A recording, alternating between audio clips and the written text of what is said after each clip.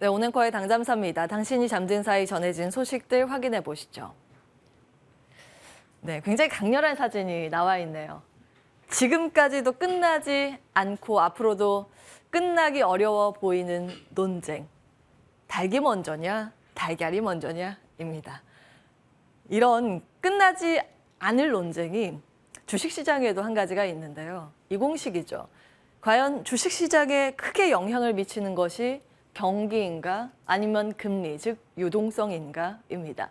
경기가 망가져서 주식시장이 빠지는 것인가, 금리를 올려서 유동성이 쪼그라들어서 주식시장이 빠지는 것인가, 반대로 볼까요?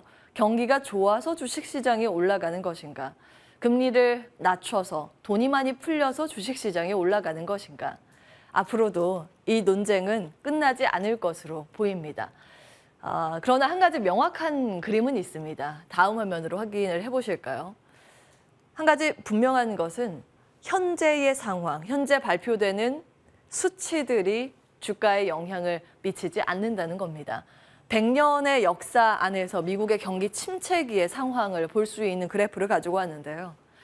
자, 노란색이 GDP, 그리고 빨간 라인이 실적, 점선, 파란 선이 주가입니다. S&P 500 지수가 나와 있는데요. 먼저 보시죠. GDP가 침체에 들어가고 후행적으로 그 다음 빠지는 게 실적입니다. 그런데 GDP도 실적도 그에 앞서서 먼저 바닥잡고 돌려 올라갔었던 건 주가입니다. S&P 500 지수고요. 여기도 마찬가지죠. 이 모든 것을 뛰어넘어서 훨씬 앞에서 바닥을 잡고 돌려 올라가는 모양새가 나왔습니다. 결국 현재 실적도 그렇고 금리에 대한 발표치, 현재 나오는 그 수치보다 그 이후의 흐름, 가이던스 그리고 전망치가 더 중요하다는 것을 명심하셔야겠습니다. 큰 그림으로 기억을 해보시면 좋을 것 같고요. 본론으로 들어가겠습니다. 간밤 마감된 미증시 보겠습니다. 3대 지수 혼조 마감을 했습니다. 장 초반의 분위기 좋았고요. 매크로 상황만 보자면 사실 나스닥 지수가 급등해야 맞습니다. 무슨 일이 있었던 걸까요? 하나하나 보시죠. 일단 초반 분위기가 좋았던 이유는 여러 가지 금리 속도 조절 가능성이 대두됐기 때문입니다. 물론 실적도 있었고요. 캐터필러 호실적을 발표했습니다. 이 종목과 함께 보잉이 급등하자 다우 지수가 상승세를 더 키우는 모습 눈에 띄었습니다. 그리고 유럽 쪽에서 긍정적인 소식이 하나 들려왔습니다. 중앙은행에서 75bp 이번에 금리 인상을 했습니다. 그러나 이번 인상이 아니라 그 다음에 희망 회로를 돌릴 만한 부분이 포착됐습니다. 이번에 의사록이 공개됐는데요. 상당히 비둘기적으로 해석될 여지가 열려 있는 내용이었습니다.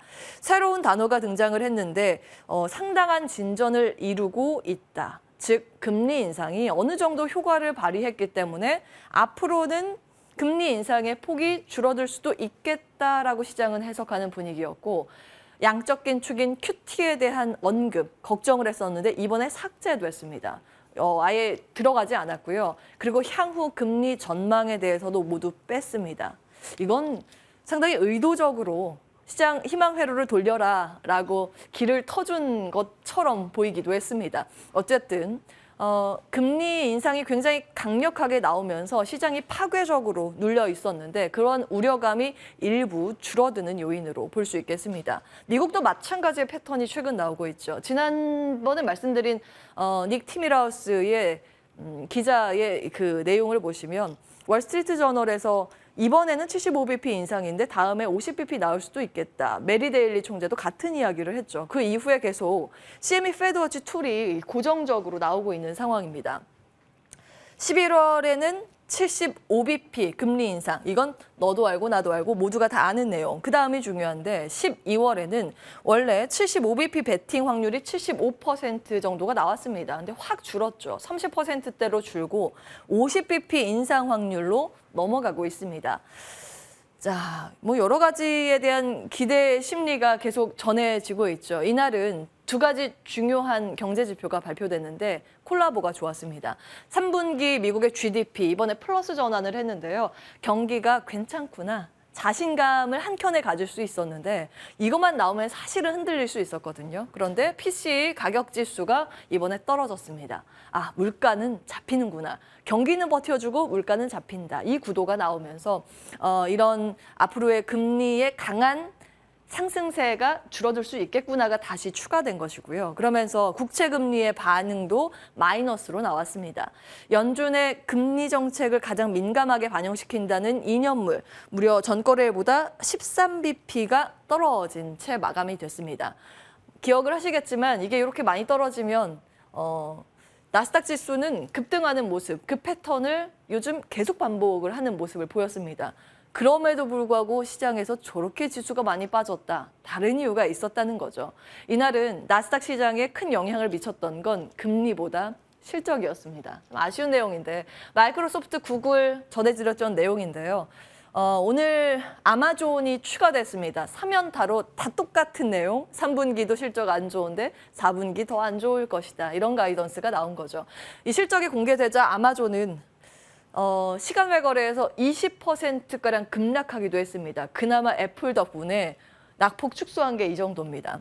그리고 우리나라는 사실 이제 긍정적으로 볼 수 있는 부분은 인텔이긴 했습니다. 장 마치고 실적 발표를 했는데요. 예상치를 상회한 실적을 발표했습니다. 물론 기대치 굉장히 아래까지 쭉 끌어내린 영향, 요거보다 좀 잘 나왔다. 이미 다만 이제 IR에서 어떤 이야기가 나오는지가 더욱더 중요합니다. 우리나라의 관전 포인트는 뭐니 해도 사파이어 래피지겠죠. 차세대 제품인데 사파이어 래피지에 대해서 그동안 굉장히 많이 지연이 됐었는데 뭔가 드라이브를 강하게 우린 준비하고 있다라는 코멘트가 나온다 그러면 이 사파이어 래피지에 대한 기대감을 계속 끌고 갔었던 삼성전자나 SK 하이닉스는 물론이고 이 제품은 DDR5에 또 최적화되어 있기 때문에 국내 DDR5에 대한 코멘트가 올라갈 가능성이 있습니다. 체크해 보시기 바라겠고요. 이제 인텔에서 뭐라고 하는지 계속 보셔야겠네요. 일단 시간 외거래에서 실적 공개되고 나서 한 7%의 상승세를 그리기도 했습니다. 히트맵이 나와 있는데 앞서 말씀드린 것처럼 빅테크의 실적 실망감으로 인해서 연속해서 이 부분이 빨갛습니다. 계속 좀 떨어지고 있는 그런 모양새고 아마존이 장 중에도 4%, 시간 외에서도 떨어지고 있다는 점은 우려 포인트긴 합니다. 자, 그럼에도 불구하고 여기에서 우리가 좀 더 고민을 해볼 포인트, 애플입니다. 이제 시장에서 갓플이라고 하는데 그럴만하죠. 이번에 애플의 실적이 공개됐는데요. 괜찮았습니다. 사실은 어제 장 마치고 LG이노텍 실적 공개가 됐었는데 워낙 좋았죠. 이거 보고 많은 분들 추측하셨으리라 생각이 듭니다. LG이노텍이라고 하면 애플의 대표적인 납품사잖아요. 근데 여기가 잘 나오는데 애플 당연히 잘 나오겠지라는 논리가 있긴 있었습니다. 실적 보시면 LG이노텍 컨센서스보다 4.4%가량 웃돈 실적이었습니다. 매출은 작년 같은 기간보다 40% 급증했고 이익은 30% 이상 급증했습니다. 자, 이것을 이제 애플의 실적이 연결해서 받아가고 있는 모양새죠. 애플 장 마치고 실적 공개했습니다. 실적 바로 냈을 때는 순간적으로 빅테크 부진의 영향을 받으면서 7% 급락으로 뚝 떨어지는 모습을 보였었는데 이걸 다 말아올리고 있습니다. 지금 시간 외거래에서 플러스 전환까지 나오면서 다른 빅테크 기업들의 완충 역할을 해주고 있다는 점 고무적입니다. 내용 보시면 전체 내용이 좋습니다. 매출과 EPS 모두 예상보다 웃돌았고요. 아이폰은 예상보다 밑돌았습니다만 이거 분기 기준 최대 실적입니다. 그리고 맥도, 액세서리, 웨어러블 기기 모두 예상보다 좋은 실적을 내놨습니다. 총평을 해보자면 아이패드 정도만 좀 아쉽고 나머지 전체적으로 긍정평가가 나오고 있는 상황입니다. 역시 1등은 1등이죠. 이 왕좌의 자리를 지킬 기업인가 아닌가 지속적으로 체크를 해보셔야 하는 이유이기도 합니다. 왜냐하면 지금은 고성장 시대가 아니라 저성장 시대입니다. 저성장은 따박따박 성장을 해주는 느리지만 탄탄하게 그러나 정확하게 성장을 나타내는 기업의 주목도가 올라갈 수밖에 없습니다. 기초 체력이 국력인 이유고요. 이것은 종목뿐만이 아니라 국가별로 투자 전략 세우실 때도 통화별로도 자산별로도 이 각각의 1등이 무엇인가에 대한 고민을 해야 한다는 포인트 지속적으로 드리고 있습니다. 다시 한번 복귀해 보시기 바라겠고요. 자, 다음 보겠습니다. 자, 그럼에도 불구하고 당분간은 시장 눈치 보기 장세가 나타날 가능성이 높습니다. 그 이유는 이거죠. GDP에 대해서 조금 더 고민을 해보셔야 하는 내용인데요. 미국의 경제 성장률, 이번에 회복을 했습니다. 예상은 마이너스가 나올 거라고 봤는데 플러스도 압도적인 플러스로 나왔죠. 2개 분기 연속 역성장을 하고 GDP가 이번에 2.6%로 드라마틱하게 올라줬습니다. 보통 같았으면, 일반적인 상황 같았으면 이러면 와 경제 살아난다 좋다 이 논리일 텐데 지금은 금리 인상기이지 않습니까? 특수한 상황입니다. 경제가 강하다 그러면 긴축을 더 강하게 해도 되겠네라는 이 명분으로 해석될 여지가 있습니다. 그렇기 때문에 FOMC 이번에 다음 주에 예정이 돼 있죠.